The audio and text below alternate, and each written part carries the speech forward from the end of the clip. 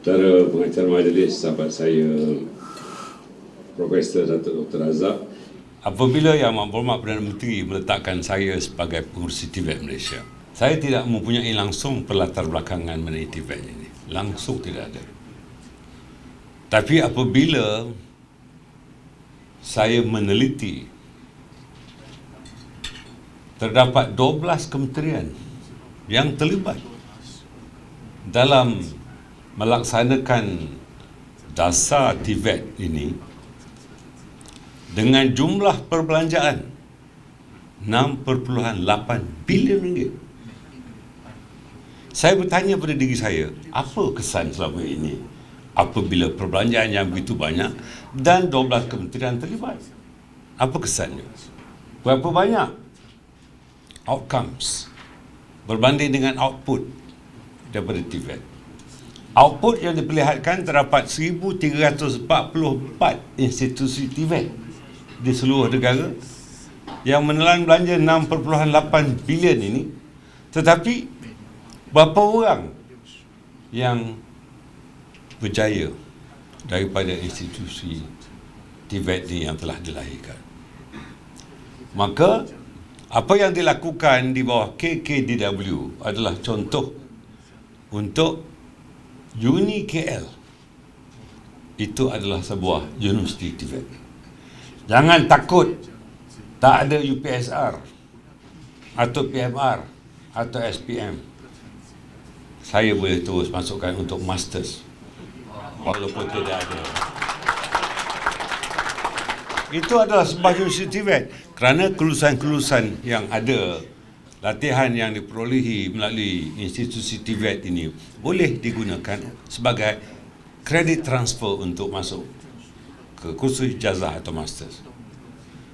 Apa yang kerajaan sedang rancangkan sekarang ini adalah menukar persepsi masyarakat, terutama ibu bapa yang menganggap bahawa segulung ijazah atau sekurang-kurangnya diploma itu menjanjikan pekerjaan yang baik di dalam bidang white collar job ataupun bidang pekerjaan dalam collar putih.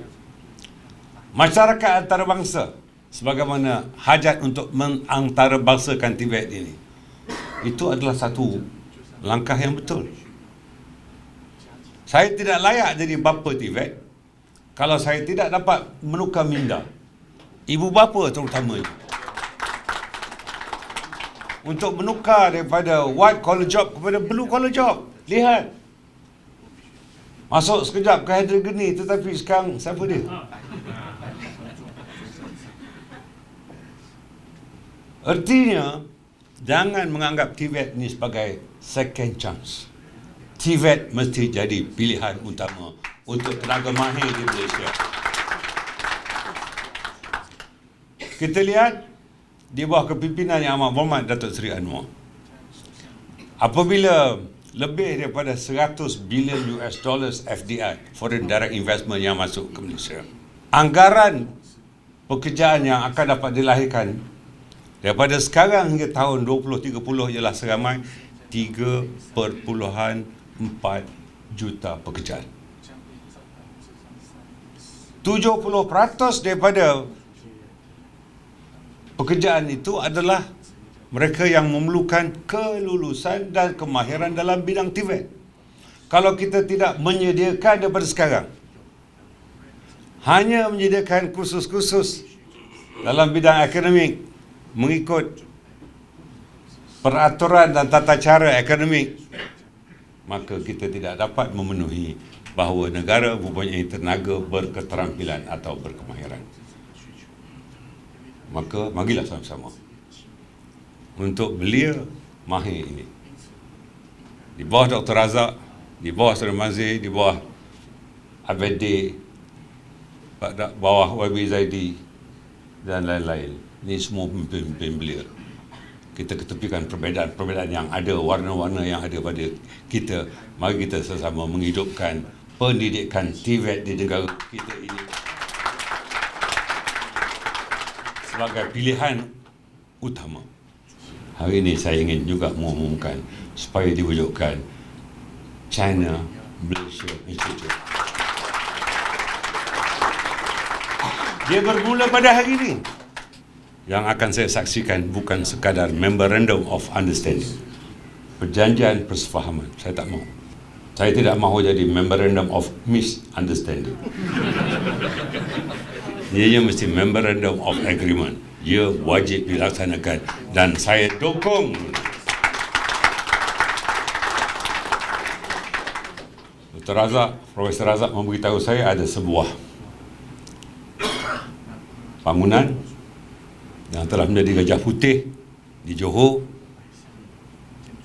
dan saya akan berbincang dengan Menteri Pengajar Tinggi supaya bangunan itu yang kosong dan ada penghuni yang dia nampak kita, kita tak nampak dia, kita tukarkan itu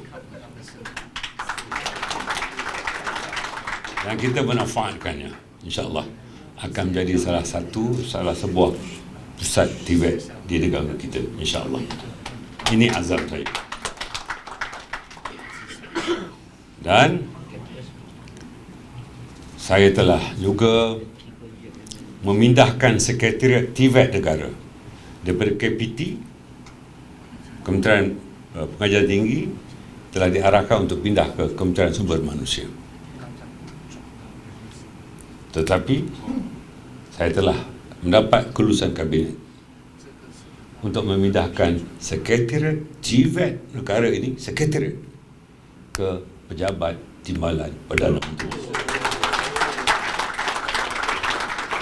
Supaya saya dapat hands on, saya dapat menangani sendiri pelaksanaannya.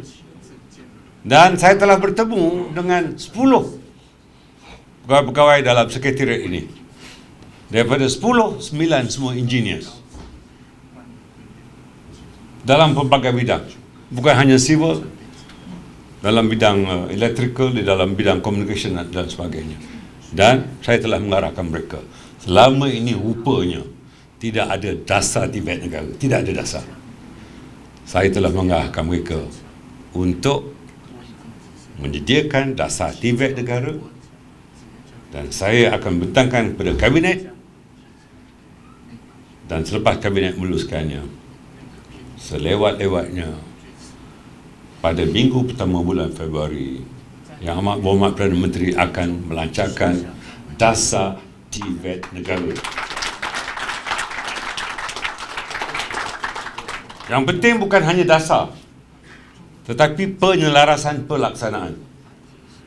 Dan bagaimana bidang pekerjaan kelulusan TVET ini harus diberikan ganjaran atau gaji lebih daripada yang lain. Minimum wage ataupun gaji minimum ialah 1,500. Bagaimana kalau kelulusan TVET hanya dapat 1,500? Saya telah mengarahkan bahawa dalam gaji progresif ini, gaji kelulusan TVET minimum mesti RM3,000. Barulah ramai yang nak masuk ke TVET. Kalau masuk TVET, gaji sama dengan orang yang tak ada kemahiran, siapa yang mahu? Ini saya akan lakukan, bukan hanya berdasarkan pada arahan, tetapi kita timbulkan kesedaran di kalangan majikan, terutama pihak swasta, kerana produktiviti yang akan dikeluarkan itu lebih sebab mereka berkemahiran.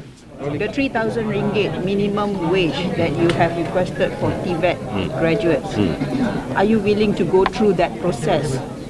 Take it to the parliament, take it to the... Dia tidak memerlukan kelulusan parlimen pun. Dia cuma ini dasar gaji minimum yang keluar daripada 1,500 yang telah ditentukan melalui Kementerian Sumber Manusia. Tetapi ini adalah khusus untuk kelulusan TVET. Ya. Persefahaman ini telah kita lakukan melalui Memorandum of Agreement dengan beberapa syarikat yang telah kita tandatangani. Dan syarikat-syarikat Jerman yang ada di the German companies di Malaysia ini telah pada dasarnya bersetuju minimum wage-nya ialah 3,000 itu.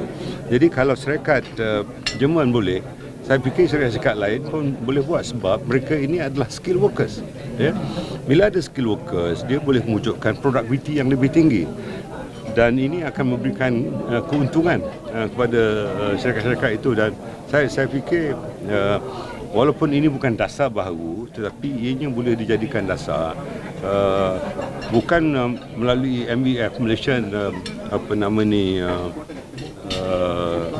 Employers Federation, bukan, ya, tetapi kita direct dengan employers, ya, dengan industry players dalam kali.